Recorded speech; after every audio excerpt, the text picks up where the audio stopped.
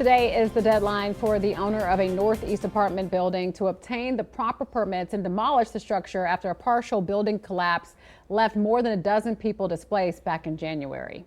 Even so, Newsroom's George Acosta found some of the tenants are still living in that condemned building. He talked to some of them who say they're still trying to figure out their next move.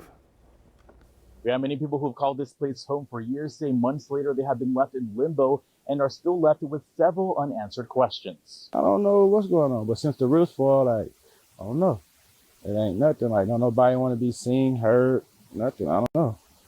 They never even came out to fix nothing. A former resident who lived in the top portion of this now condemned apartment building on Isaac Avenue near Hollywood Boulevard and Carey Avenue says he is still trying to cope after his home, along with several other units, collapsed in early January. I had just closed my door. I got my screwdriver from my cousin, closed my door. By the time I got to the hallway, that's when it came down. I thought somebody had hit the building with a car.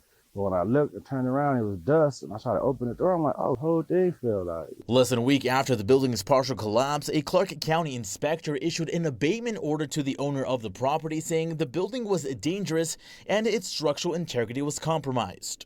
Now, tenants News 3 spoke with back in January say they expressed concern over structural issues a year prior to the building's collapse. We put in a grievance form for the building because the front was hanging all off and leaning, and it rained like real bad, I guess, and it was finna fall off, man. And they should have done something about it about a year ago. To this day, some of those same residents are still living in the dilapidated building and say they haven't heard from the out-of-state property owner or the man who would collect rent from them each month since the incident occurred. I'm waiting for the owner and somebody to come take that off, or let me get my stuff, and who do I talk to about this? Now, a Clark County spokesperson says a code enforcement officer will be following up with the owner to get people still living inside removed, and says if the owner doesn't respond, a code enforcement officer will, and the county will begin the demolishing process, which could take weeks or even months. Now, the residents are still trying to hear back from the management company, and we're still waiting to find out what is next for the building.